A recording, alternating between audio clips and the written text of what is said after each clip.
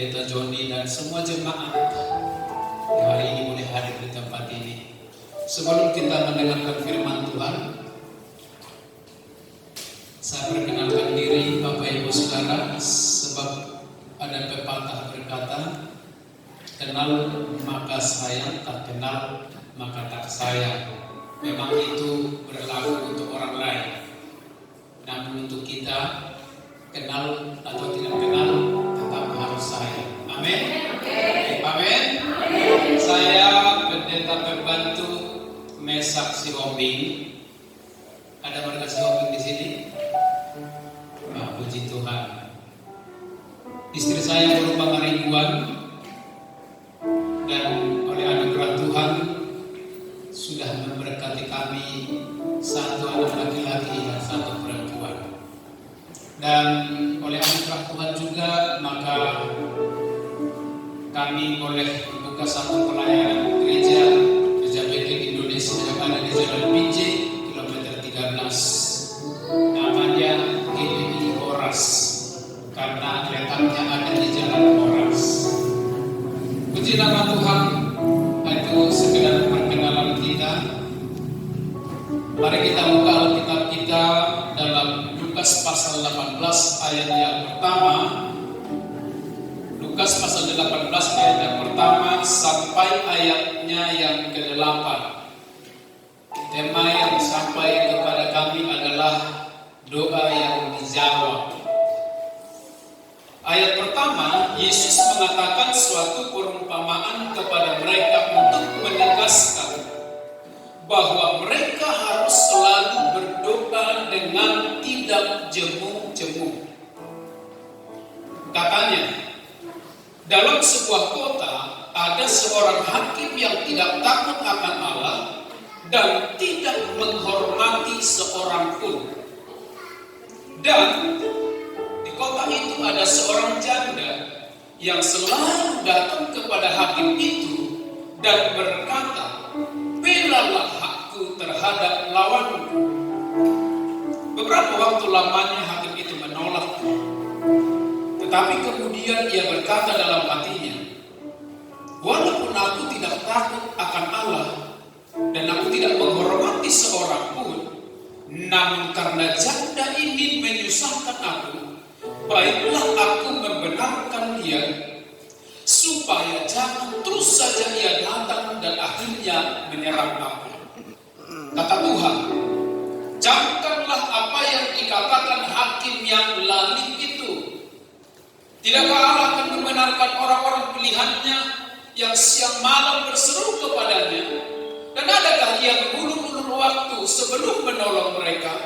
Aku berkata kepadamu, ia akan segera membenarkan mereka. Tetapi jika anak manusia itu datang, adakah ia mendapati iman di bumi? Bisa katakan amin? Amin. Bisa katakan amin? Amin. Saudara terkasih dalam nama Tuhan, bahwa dalam Sabtu waktu Yesus menyampaikan satu perumpamaan kepada murid-muridnya dengan tujuan supaya murid-murid boleh memahami apa maksud daripada ajaran Tuhan Yesus. Karena kita tahu saudaraku bahwa latar belakang murid-murid Tuhan Yesus itu berbeda-beda satu dengan yang lain. Tingkat pendidikannya pun berbeda-beda. Latar belakang pekerjaannya pun berbeda-beda. Jadi mungkin ada kalanya ketika Yesus menyampaikan sesuatu, murid yang satu nggak ngerti, murid yang lain pun nggak ngerti, sehingga Tuhan harus ambil satu perumpamaan. Supaya apa? Supaya mereka boleh memahami apa maksud dari Tuhan Yesus untuk dimengerti oleh murid-murid dan oleh orang-orang yang ada pada saat itu. Dan kedua ditegaskan di sini bahwa perumpamaan ini ditujukan supaya dan menegaskan supaya mereka tidak jemu-jemu untuk berdoa. Siapa mereka? Orang-orang yang ada di situ. Siapa mereka?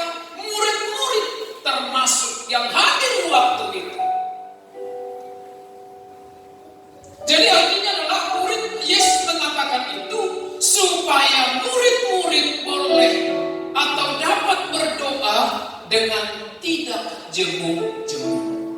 Nah, Bapak Ibu Saudara kekasih dalam nama Tuhan, di sini disebutkan oleh Tuhan bahwa ada satu hakim yang tidak takut akan Allah dan juga tidak menghormati seorang pun, dan juga adalah seorang yang lalim. Dan di daerah itu juga ada seorang janda yang miskin, yang tidak punya apa-apa, yang sedang dirundung persoalan, yang sedang menghadapi persoalan yang berat. Jadi ada dua oknum yang disebutkan di sini. Satu, pribadi akhlak yang buruk, dan yang kedua, janda, keadaan yang sangat buruk. Apa yang terjadi? Apa yang disebutkan di sini? Bahwa setiap hari janda ini datang untuk menjumpai hakim itu. Untuk apa? Untuk memohon keadilan dari hakim sebagai penegak keadilan. Karena janda ini haknya diambil oleh orang. Kira-kira hak yang bisa diambil oleh orang itu apa? Misalkan rumahnya mungkin diambil oleh keluarganya karena suaminya sudah meninggal, lalu pihak yang lain mengklaim ini rumahku, ini bukan rumahku, ini peninggalan opungku, ini peninggalan nenek moyang. Engkau tidak boleh di sini. Apalagi misalnya hak-hak yang bisa diambil oleh orang lain, yang diserobot oleh orang lain. Misalnya tanah. Ada banyak persoalan-persoalan mengenai tanah, mengenai kejelasan tanah. Ada yang soalnya tumpang tindih. Satu tanah dua orang yang punya. Itulah yang ingin disampaikan oleh perempuan ini, sembari berharap dari hakim itu untuk keadilan ditegakkan bagi dirinya. Setiap hari dia datang, Pak Hakim yang mulia, bilalah aku sedang ditindas oleh orang lain. Hari berikutnya dia datang, hakim yang mulia, mohon keadilannya. Aku sedang ditindas oleh orang lain. Bahkan saya sampai lama berlalu, mungkin sampai berminggu-minggu, mungkin sampai berbulan-bulan. Hakim itu selalu menolak. Saudara dikasih dalam nama Tuhan, orang miskin diketemukan dengan orang lain tidak akan ketemu. Orang janda yang sangat miskin diperhadapkan dengan hakim yang lalim, yang jahat, tidak akan ketemu. Karena apa? Karena ini berharap ada uang yang didapatkan dari situ. Karena hakim berharap ada imbalan yang didapatkan ketika dia membela suatu perkara. Tapi apa daya, perempuan itu tidak bisa memberikan apa-apa sehingga ditolak. Lama-lama ditolak. Kenapa? Karena tidak ada uang. Sebab kalau perempuan ini punya uang, dia akan bawa pengacara untuk menjumpai hakim itu. Seperti di dunia kita sekarang. Sebab kalau dia punya uang, dia bisa bayar itu, sokong itu. Tapi kenyataannya, perempuan sendiri yang datang menghadapi hakim itu setiap hari. Kenapa? Dia tidak punya apa-apa. Dia orang miskin dan sedang ditindas. Nah, saudara, apa yang mau saya sampaikan di sini? Satu poin penting bagi kita hari ini adalah, sebenarnya ada beberapa poin bagaimana supaya doa kita dijawab oleh Tuhan. sudah konsep beberapa poin, tapi hanya satu yang saya sampaikan hari ini. Supaya di kemudian hari poin yang kedua saya sampaikan kalau diundang lagi. Amin. Amin. Yang pertama, bagaimana supaya doa kita dijawab oleh Tuhan? Maka yang pertama, kita tidak boleh jemu-jemu untuk berdoa. Katakan amin.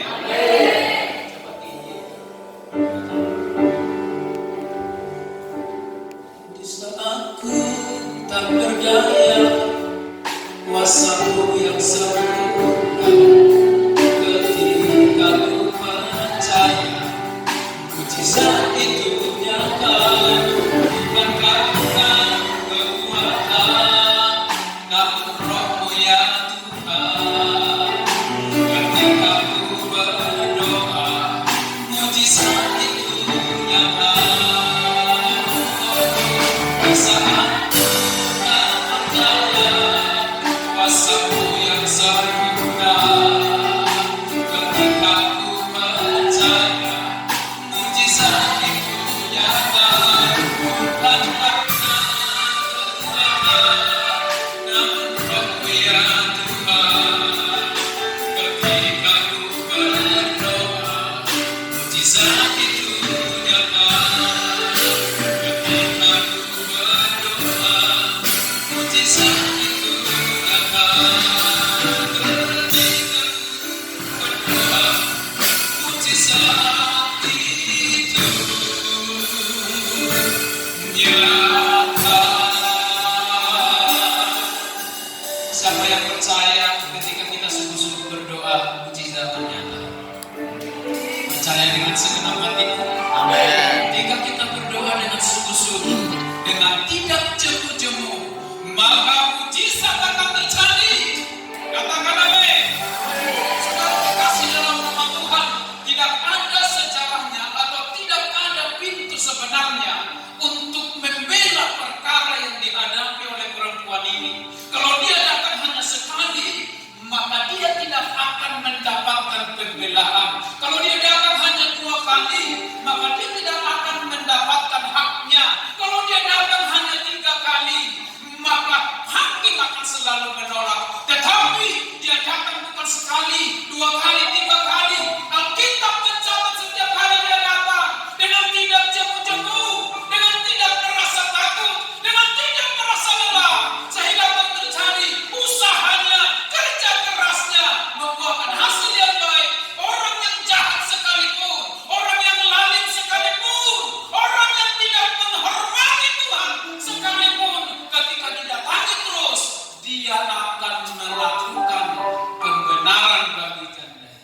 Berikan tepuk tangan bagi dia.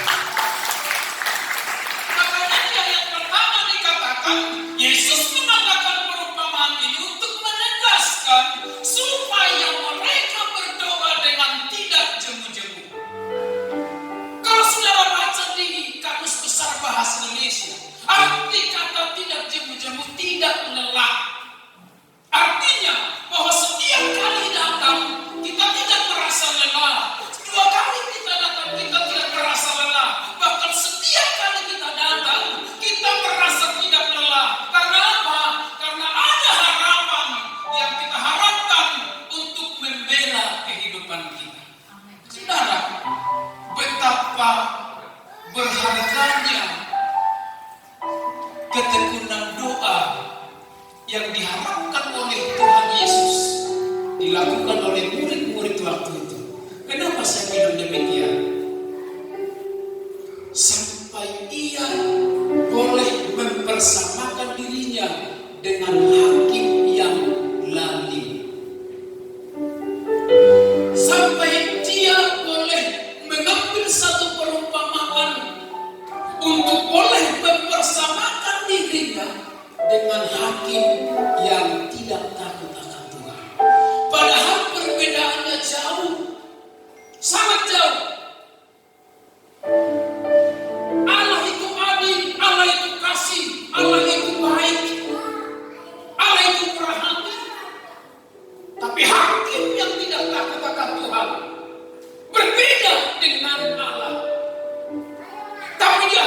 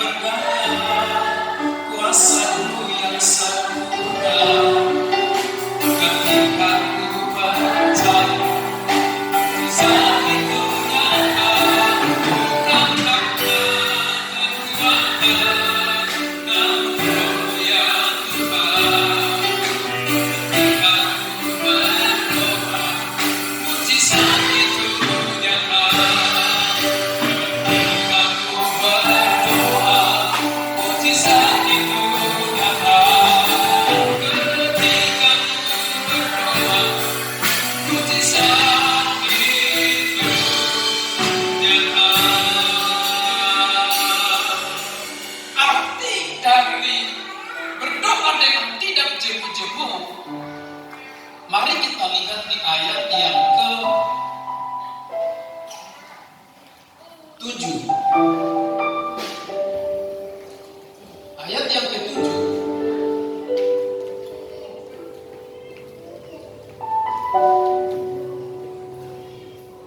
Tidakkah Allah akan membenarkan orang-orang pilihannya yang baca mana ayat 7? Ayat 7. Oke. Baca sama-sama 1 2 ya. Tidakkah Allah akan membenarkan orang-orang pilihannya yang siang malam berseru. Tuhan ingin mengambil persamaan berdoa dengan tidak jemu-jemu. Itu sama artinya dengan berseru berdoa siang dan malam. Siang malam. Ini camkan ini. Jadi Tuhan tidak gampang. Ketika kita hari ini datang berdoa, langsung dijawab Tuhan. Di Alkitab tidak ada sejarah seperti itu mencatat. Tidak ada dicatat di Alkitab ketika hanya dia sekali berdoa, Tuhan langsung jawab. Abraham 100 tahun umurnya, setiap kali dia berseru kepada Tuhan untuk supaya Tuhan nyatakan janjinya untuk melahirkan seorang anak sampai 90 tahun. Paulus berdoa ketika ada duri dalam dagingnya. Pernah dengar ceritanya? 3 kali dia berseru kepada Tuhan, Tuhan tidak jawab. Banyak tokoh-tokoh di Alkitab yang berdoa, yang bermohon, yang menyampaikan isi hatinya dengan terus-menerus, tanpa berhenti. Jadi Tuhan kita akan melihat usaha yang kita kerjakan, kerja keras yang kita lakukan, lalu Tuhan akan menaruh perhatiannya terhadap itu. Kalau duniawi, kalau ilah-ilah yang lain mungkin ketika kita bawa sesajen hari ini, besok langsung terberkati. Itu duniawi. Karena sistem Tuhan tidak seperti itu. Mungkin saudara kalau pergi ke Pusukuhit yang ada di Samosir, mungkin bisa langsung diberkati. Tapi Tuhan, Allah kita tidak seperti itu. Sebabnya ditekankan di sini bahwa kita harus berdoa dengan tidak jemu-jemu. Kita harus berdoa siang malam. Memang tidak dicatat di sini siang sampai malam. Saudara kasih dalam nama Tuhan tidak dicatat siang sampai malam, hanya siang malam. Artinya ada keteraturan, ada kedisiplinan yang harus kita terus lakukan. Karena Tuhan akan menilai melihat orang yang disiplin. Jangan hari ini kita berdoa semangat, besok pagi-pagi baru semangat, lalu minggu depan enggak lagi. Tuhan mau secara berkesinambungan. Itulah berdoa dengan tidak jemu-jemu. Nah, oleh karena itu, dari sini kita perhatikan bahwa ketika Tuhan ingin menjawab doa seseorang, maka dia lihat apakah dia orang yang sungguh-sungguh, apakah dia orang yang tekun, apakah dia orang yang tidak bermalas-malas. Tapi kebanyakan kita, saudara, hanya sekali berdoa sudah langsung untuk Tuhan. Tuhan, aku sudah berdoa, tapi kenapa Tuhan belum jawab? Baru sekali kita berdoa. Yesus saja 3 kali berdoa di taman Getsemani. Tak Tuhan lakukan mujizat. 3 kali berdoa di Taman Getsemani sebelum dia takut. Pertama dia pergi, Tuhan, kalau boleh cawan ini berlalu, lalulah, tapi jangan kehendak yang jadi. Tak terjadi apa-apa. Pergi lagi yang kedua kali, Tuhan, kalau boleh cawan ini berlalu, tapi biarlah kehendak yang jadi. Amin. Tak terjadi apa-apa. Ketiga kali dia berdoa. Sendiri pun melakukan satu ketekunan untuk berdoa ketika dia sedang menghadapi persoalan. Apalagi kita.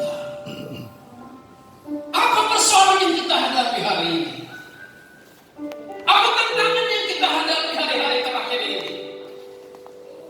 Apa masalah yang kita hadapi? Sakit penyakit apa yang kita hadapi sekarang? Persoalan apa yang kita hadapi sekarang? Keuangan yang bermasalah seperti apa yang kita hadapi sekarang? Saya tidak menyatakan ini atas nama pribadi, tetapi saya hanya menegaskan firman Tuhan hari ini bahwa apapun persoalan yang kita hadapi, doa yang tidak jemu-jemu akan menjadi jawaban bagi setiap kita. Katakan amin. Amin. Setiap malam, berseru siang malam akan menjadi jawaban bagi setiap persoalan Amin. yang kita hadapi. Katakan amin. Amin. Di saat ku tak berdaya, kuasa-Mu yang sempurna, ketika ku percaya mujizat itu nyata, bukan karena kekuatan, namun Roh-Mu ya Tuhan. Ketika ku berdoa, mujizat itu nyata. Mari katakan bersama-sama. Di saat ku tak berdaya, kuasa-Mu yang sempurna, ketika ku percaya mujizat itu nyata, bukan karena kekuatan, namun Roh ya Tuhan. Ketika ku berdoa, mujizat itu nyata. Ketika ku berdoa, mujizat itu nyata. Ketika ku berdoa, mujizat itu nyata. Saudara kekasih dalam nama Tuhan, gereja kita yang ada di Jalan Binjai mengalami pergumulan yang berat. Ada beberapa hal. Kita sudah lama berdoa supaya Tuhan buka tingkap-tingkap langitnya memberkati gereja ini. Dan hambanya, bagaimana kita di tempat ini sudah pernah sekali berkhotbah di sana. Setiap hari kita berdoa untuk tanah. Setiap hari kita sampaikan kepada Tuhan untuk tanah. Di setiap ibadah-ibadah kita tidak lupa menyerukan kepada Tuhan supaya Tuhan berikan tanah untuk gereja. Saudara tahu, tahun pertama kita berdoa tidak terjadi apa-apa. Tahun kedua kita berdoa tidak terjadi apa-apa. Tahun ketiga kita berdoa belum terjadi apa-apa. Tapi memang Tuhan sudah atur waktu yang baik, waktu yang tepat, dan tempat yang tepat. Setengah tahun yang lalu kita boleh dapat tanah yang sangat murah. Yang sangat murah. 30 kali 20 meter. Murah menurut kami ya. Apalagi menurut jemaat di tempat tidak paling murah itu. Hanya 195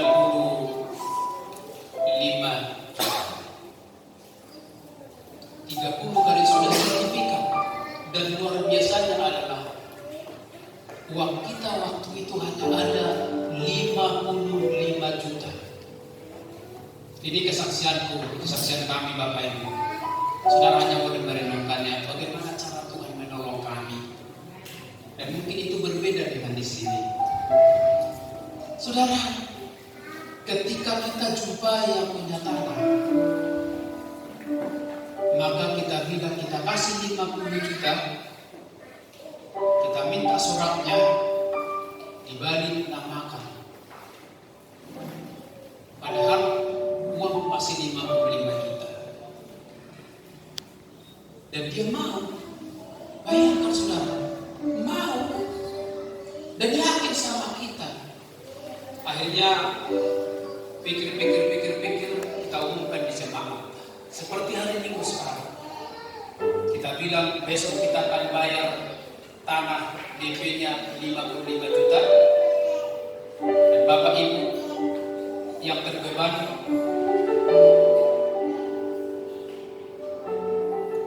kalau ada uangmu di rumah, ada barang-barangmu di rumah, jual, antar ke gereja. Saya udah beranikan waktu itu apapun resikonya. Akhirnya saudara, pada saat itu semua tegang, matanya merotok sama saya jadi takut juga. Dalam hati, udah nanti pulang ibadah udah berkeluar, mungkin nanti minggu depan gak datang lagi. Saudara, begitu bubar, ada seorang ibu-ibu, Pak, uangku ada 30 juta, mari kita pakai.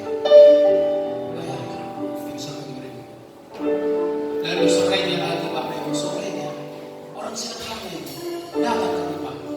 Pak, kamu ngomong, mungkin keluar dari kamu bilang tadi persembahan, dibuka dompetnya, diserahkan emasnya, sama mas anak-anak yang diserahkan diantar ke gereja. Ini yang bisa kami buat bantu gereja. Bayangkan Bapak Ibu, sekian lama air mata kita mengalir untuk boleh mendapatkan tanah di waktu yang tepat. Tuhan berikan.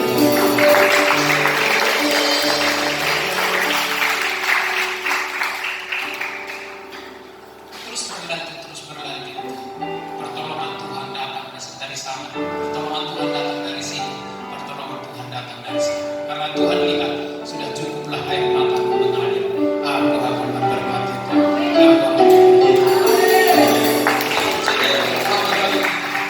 Dan saya akan akhiri di sini. Kuncinya yang pertama adalah berdoa dengan tidak jauh-jauh. Itu saja. Artikanlah itu nanti di rumah. Bagaimana ya berdoa dengan tidak jauh-jauh? Artinya berdoa setiap hari dengan tidak putus-putusnya. Disiplin berdoa. Kalau engkau atur waktumu berdoa jam 4:30 terus. Kalau jam 4:30 yang bisa, pokoknya setiap pagi bangun hubunganmu dengan Tuhan, sampaikan permohonanmu kepada Tuhan, maka Tuhan pun yang tadinya akan tidak menjawab doa kita, tapi karena kita selalu datang, maka Dia akan memberkati setiap kita. Amin. Saya teringat saudara, dari yang saya sebutkan terakhir, tapi sedikit lagi. Saya teringat dari setiap persembahan yang kami persembahkan. Jemaat kita di sana, mohon maaf masih yang susah-susah semua, yang baru ditolong. Tapi saya dapat satu pembelajaran dari situ adalah ketika mereka rela membawa persembahan yang kecil di hadapan Tuhan, sama seperti ketika Yesus memberi makan 5.000 orang. Kalau di kitab Yohanes dibilang ada anak kecil yang bawa 5 roti dan berapa? 2 ikan. Ada 5 roti dan 2 ikan. Itu pun yang bawa anak kecil. Ini perhatikan contohnya. Ketika anak kecil membawa di tangannya, tidak terjadi apa-apa. Ikan yang 5 dan 5 roti yang 5 biji dan ikan yang 2 ekor, tetaplah itu seperti. Bahkan lama-kelamaan itu akan habis. Tetapi ketika dia rela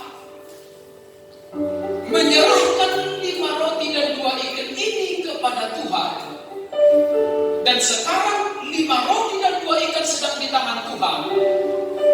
maka mujizat terjadi. Amin. Ketika ikan itu sudah ada di tangan Tuhan, maka mujizat terjadi. 5.000 orang boleh makan sampai kenyang dan sisa masih ada 12 bayi. Kalau seandainya itu tetap ada di tangan anak kecil, maka hanya anak kecil yang akan makan dengan kenyang, yang lain akan kelaparan semua. Tapi karena dia rela, dia serahkan menjadi haknya itu kepada Tuhan dan ada di tangan Tuhan, kita mencatat, dia mengucap syukur atas itu, terjadi mujizat. 5.000 orang makan, belum termasuk perempuan, belum termasuk anak-anak, dan luar biasanya lagi sisa 12 kabut. Kenapa sisa 12 kabut? Ada yang bilang karena tidak ada orang makan di sana. Kalau ada orang makan di sana, semua dimasukkan ke tasnya. Ada yang bilang karena murid Tuhan ada 12, jadi bagian mereka Tuhan mempersiapkan, Tuhan menyediakan upah bagi orang yang melayani Tuhan. Tapi ada yang bilang begini, karena keranjangnya ada 12, maka itulah yang diisi oleh Tuhan sampai penuh.